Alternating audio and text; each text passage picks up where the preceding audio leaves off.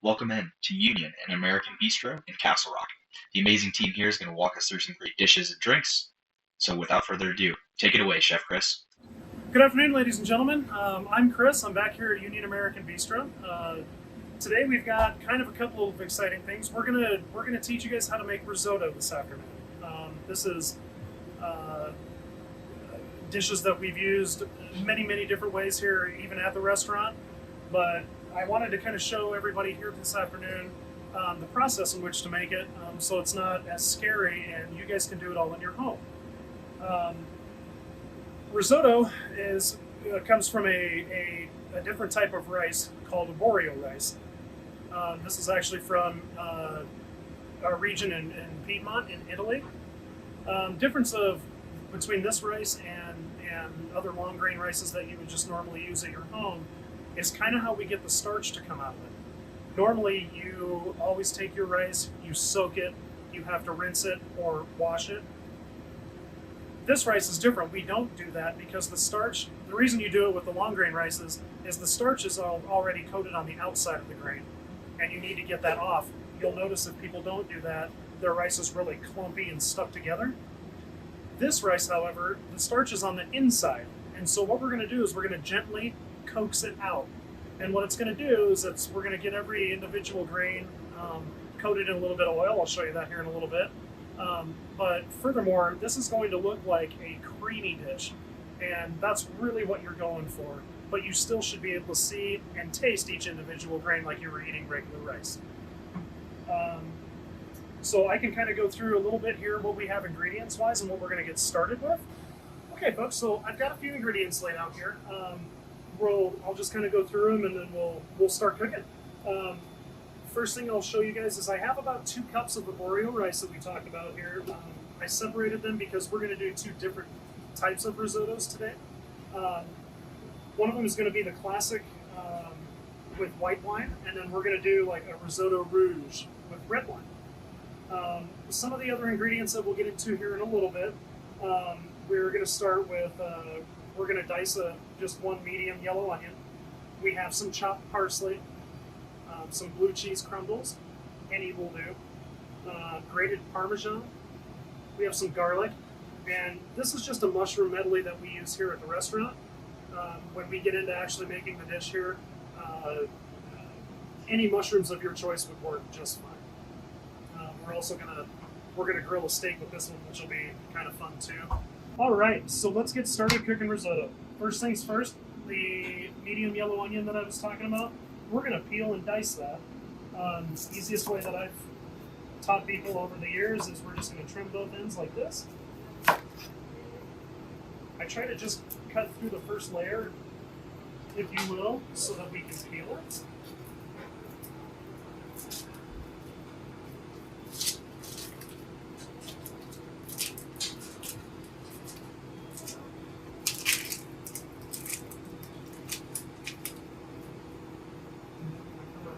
Discard, peel. Here at the restaurant, we would actually save these for when we're making our vegetable stock that I'll get into here in just a minute. But then coming back to our onion, we're just going to cut it in half. And then I'm not going to go all the way through the onion because I want part of this onion to still hold together. The reason for that being is when you're dicing, if it was going all the way through right now, you'd have slices of onion everywhere and it would be a mess. And then I always just make one cross cut.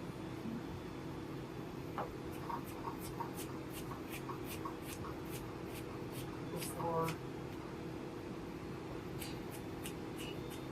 we finish dicing. And these are going to end up being about a 1/4 inch, ish cubes. And then again with this side. If you're going to attempt to dice an onion this way, I always tell people to try to really keep your knife against these parts of your fingers and to keep your thumb tucked back. There's been so many times in the restaurant business, and there's so many accidents that are created in the home with people really injuring themselves. So This also gets you a consistent dice and cut because your knife is following your other hand and your set of fingers. Is there a reason that you prefer a yellow onion over other onions for this? For risotto so specifically? We do for a couple of reasons. One, and not necessarily that this onion is sweeter, but if I were to use a red onion, it would bleed into the rice and it would give it kind of a weird purpley color. Mm. So we are just going to.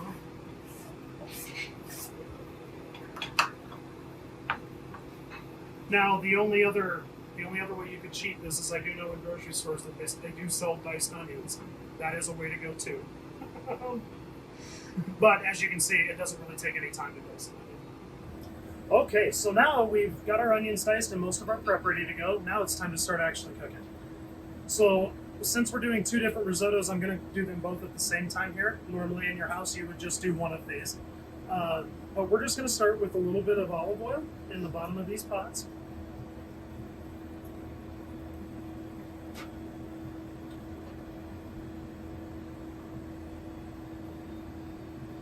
And then the onion that we had, we're going to go ahead and just split kind of halfway in between both of these pots. What we're going to do is we're going to start off by sauteing these onions. We're going to add some garlic. And we just want these to cook until they're translucent. This is going to get most of, well, it'll be a flavor profile, and this will start to, so you don't have a crunchy onion in the middle of your rice dish. And then what we're going to do is we're going to show you guys, we're going to toast the arborio rice, and that's going to do two things. One, it's going to coat each individual grain so that when we put this dish together, you'll still be able to see they won't be all stuck together. We're going back to that. We want that creamy with seeing each individual grain. And also, when you toast arborio rice, will add kind of a nutty flavor to your dish, which is very interesting. And then we'll get into the white and the red wines here in just a second. I also over here have we use vegetable stock here at the restaurant, so that's what we're going to use here today. Chicken broth or chicken stock would work just as well. And depending on what you're putting on top of your dish, would actually be preferred. So we just have our onions kind of going back and forth here in a minute. You don't want to add your garlic right now because the onions will take longer to cook than the garlic, and your garlic will burn and turn better.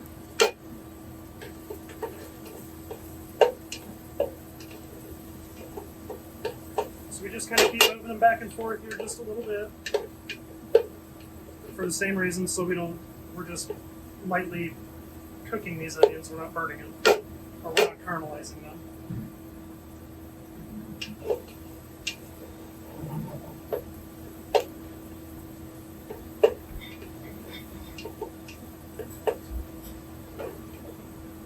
And you always got to keep in mind that I'm going to start adding ingredients a little bit earlier than you normally would.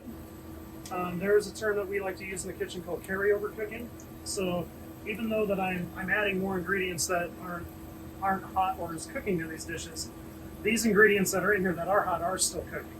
So as you can see here, we've kind of got them about halfway done, and we're going to go ahead and just dump our, like I said, about 2 cups of arborio rice in.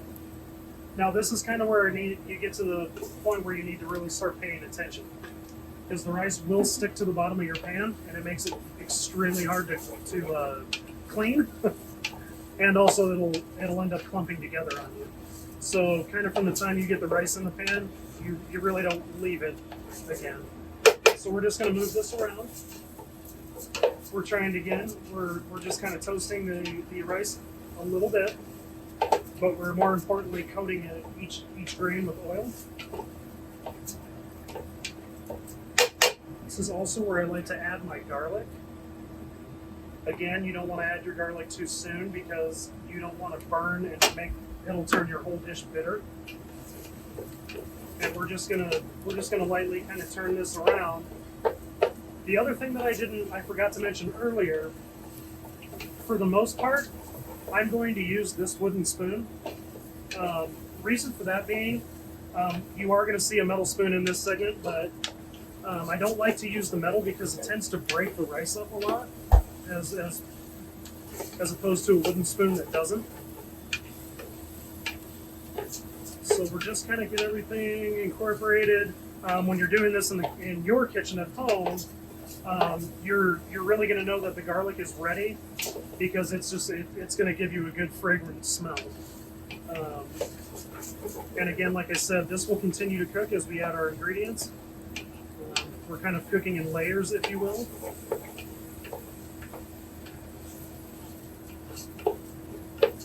And we just kind of keep everything moving so it doesn't stick and burn to the bottom of your pan. If you guys are cooking this on an electric stove, I would suggest kind of your medium-high heat.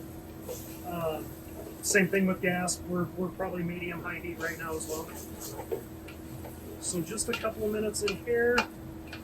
Everything is nice and coated. I know you can't at home, but I can smell the garlic starting to come through. And so now we are going to start incorporating our liquid. We're going to start with our white wine in this pot and our red wine in this pot. Now this doesn't need to be anything expensive by any means. This is just a white Chablis that we use here at the restaurant. Pretty straightforward, kind of a crispy wine. This is just going to give you more of a citrusy afternote in your dish. But this is where now we have liquid incorporated. We're really going to keep this rice moving. The more you move the arborio rice and the more you stir it, the more of that starch that I was talking about starts to come out. And this will actually start to look creamy. Kind of going back to the vegetable stock that I have boiling, we're going to start adding hot liquid to this. If we were going to add cold, like if you just added the broth or whatever you're using at home cold, it would stop the cooking process and it would end up clumping up your rice even more. So that's kind of an important tip too. You really want this to be at a simmer or a boil. And then as we get along here, we're basically gonna what we call cook the wine out or reduce it until there's really not a lot of liquid left in the bottom of these pans.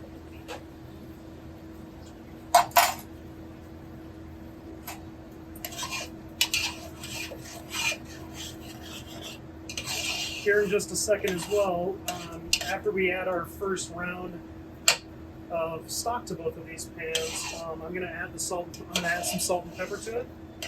Reason for that being is, as this rice absorbs the liquid and everything, it will absorb the salt and whatever seasonings that you're putting in here. That does a couple of things too. It'll make it so when we eat this dish at the end here, you're not just taking a mouthful of salt that's coated on the outside of your rice, it's actually incorporated into it. And it looks like our white wine is going to be the winner in this race today. So now we're not going to add all of our liquid at the same time. Same reason. If you added all your liquid at the same time, it would clump your rice up and you wouldn't get this nice creamy effect that we're going for here. So we've added our first little round of stock.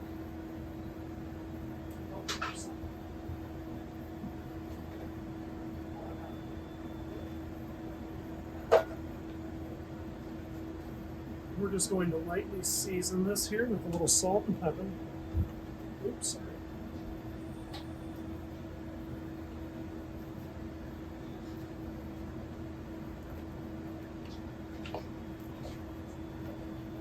As you can see, it doesn't really just look like rice and liquid anymore. You are kind of starting to get that creamy effect, and that's that starch working its way out.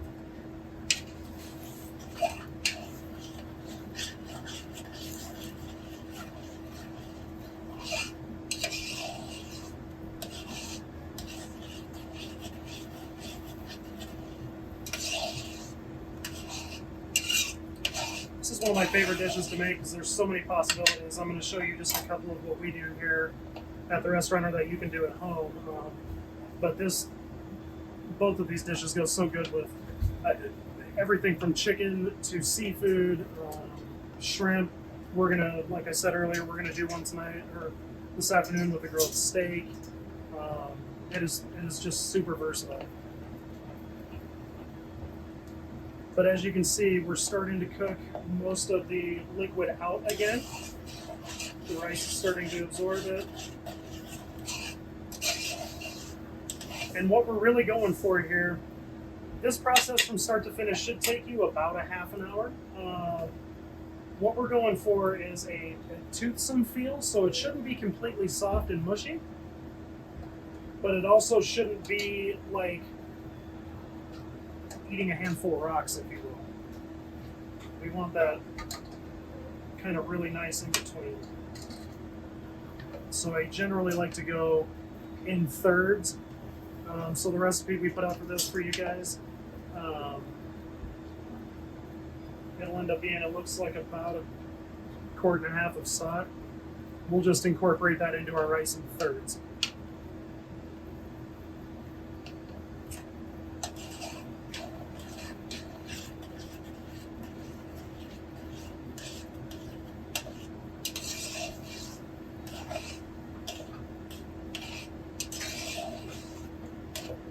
I guess another point here at the restaurant too.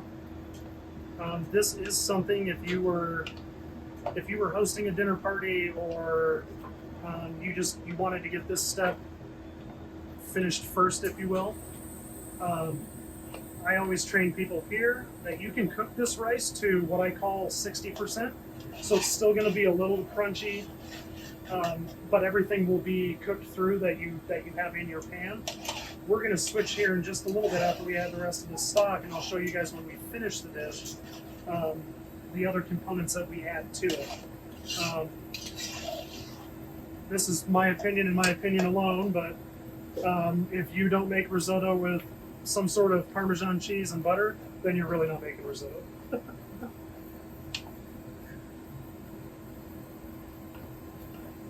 All right. So,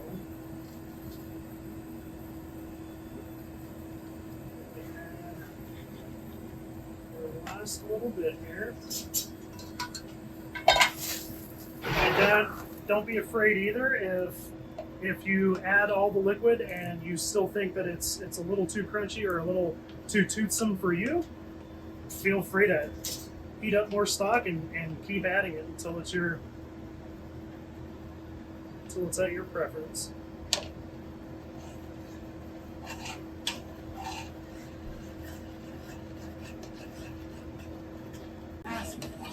So risotto is known to be one of the hardest things to make, or maybe one of the easiest things to mess up. What is it that makes it so easy to mess up? I really don't think it's hard to, or I don't know, a lot of people are, get scared, or that's only an item you eat in the restaurant. Yeah. I really think this is a over practice and time. Like you can add your own touches to it. I really do think there's a lot of different ways that you could do this. I also don't think you should be scared about it either. Mm-hmm. It kind of goes with everything with cooking.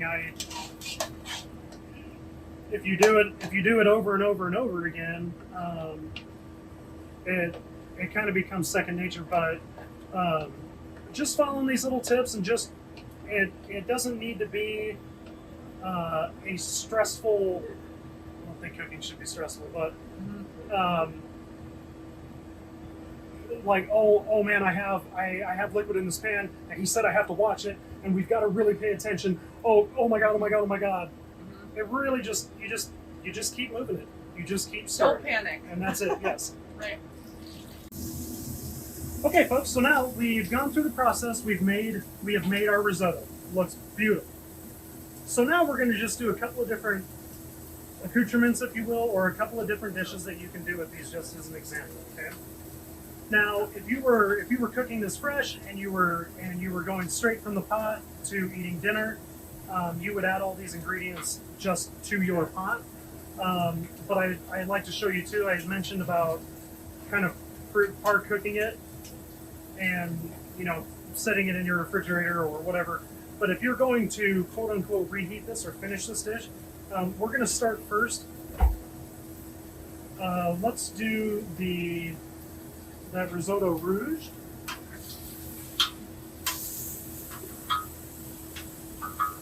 And so what we're going to do is we're going to add the other ingredient. I was just trying to keep them cold. we're going to add like 3 pats of butter.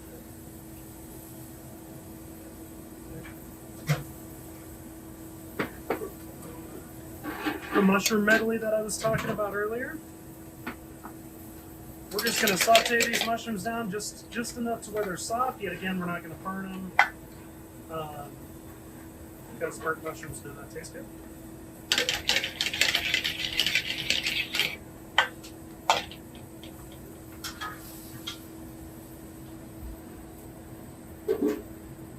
Over here with our white wine, we're just going to keep, just so I don't get it to stick to the bottom of the pan, I am going to add, we're going to melt our butter, and then I am going to add a little bit more vegetable stock to this. I may actually do it with the mushroom one as well. Oops.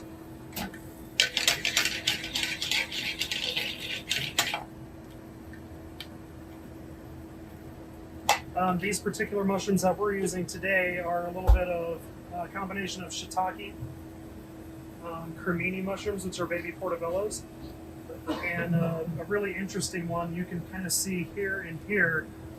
They are called lion's mane. Kind of a medium flavored mushroom, but they are super meaty. Yep. The lion's mane mushrooms actually have research has shown they have properties that help you develop with memory and all kinds of others, antioxidants in it, and all kinds of health benefits to them. And they're just a really cool product. We've just recently started working with them here at the restaurant. We love it. So we've got our mushroom saute.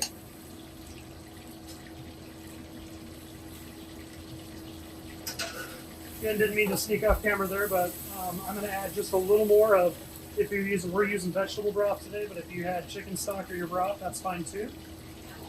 We're going to add our beautifully cooked risotto to it.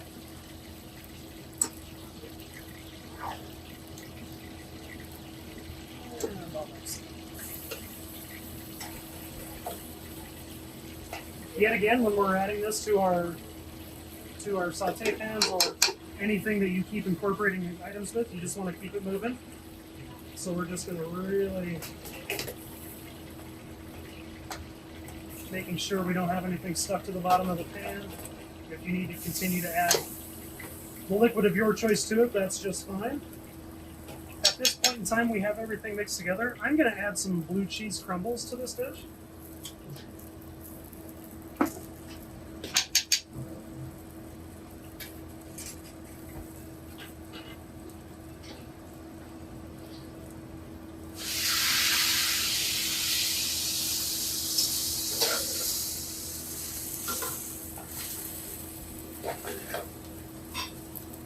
Kind of keeping everything moving, and this is totally to your preference as well. How much cheese you would like to add or not. We're going to finish this with a little chopped parsley.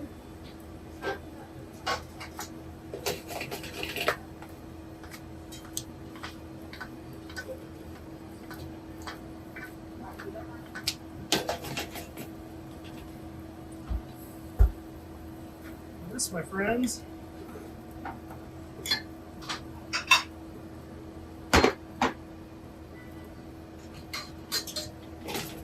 is like the perfect consistency that you would like it here. Then this can go on your dinner plate or whatever bowl that you are serving. So you can see it doesn't look like soup. It's creamy, but you can still see each individual grain.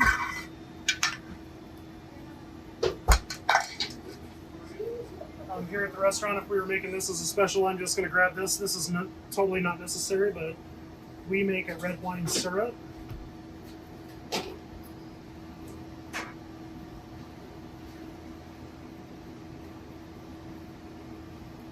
And for this, since we have the mushrooms and the blue cheese, we're just going to go ahead and we grilled off one of our 4-ounce tenderloins. I always top mine with a little more parsley.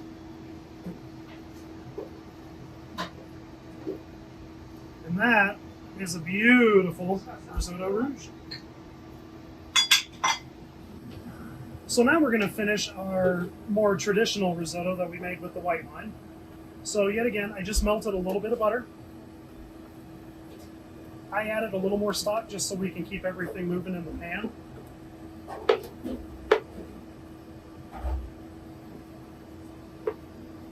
And we'll go.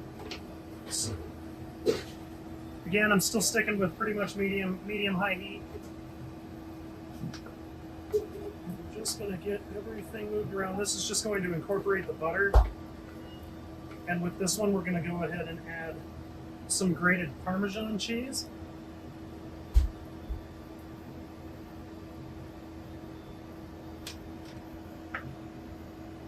At this point in time, too, if you would like to adjust your seasoning, like with salt and pepper, we can do that too and add a little more here.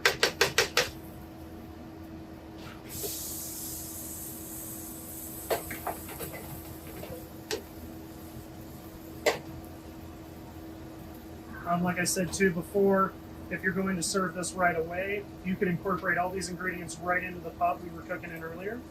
That is totally fine.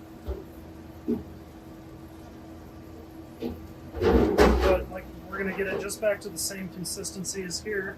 We're going to add a little chopped parsley and kind of a little secret that I like to use, but is not necessary and totally to your preferences. I'm going to add a little bit of lemon juice. The acid in this and the citrus is just gonna elevate all the other flavors of the cheese and the herbs in it just a little bit. But as you can see, I can very comfortably and freely move this whole dish in the pan. Nothing stuck to the bottom.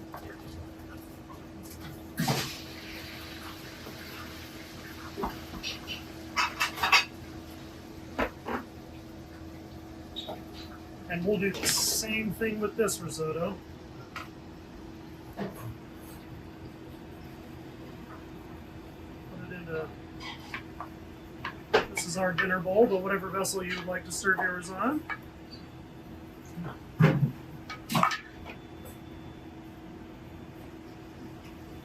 This one in particular, just to show you a little bit of difference here, we have sauteed some shrimp.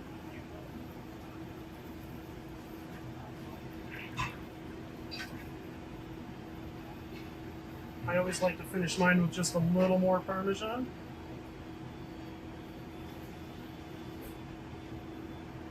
And again, a little more parsley.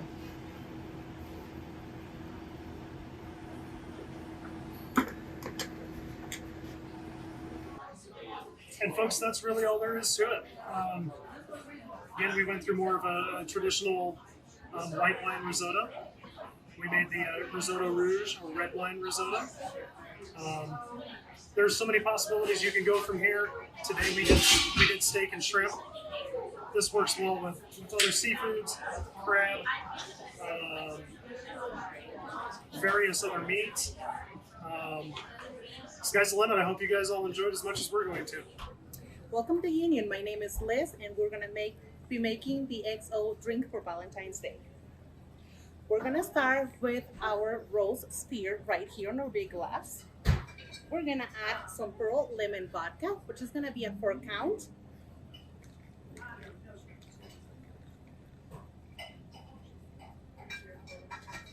We're gonna do some of our house-made limoncello. That's gonna be a 2 count. And by the way, we have that limoncello right here for sale, large and small. Next, we're gonna do some of San elderflower, which is gonna be a 2 count also.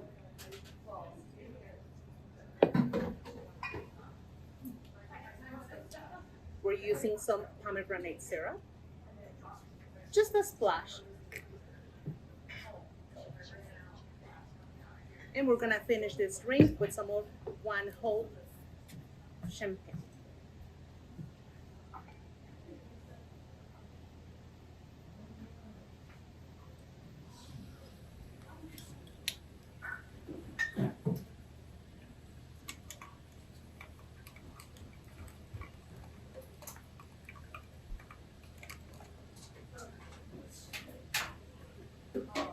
Enjoy.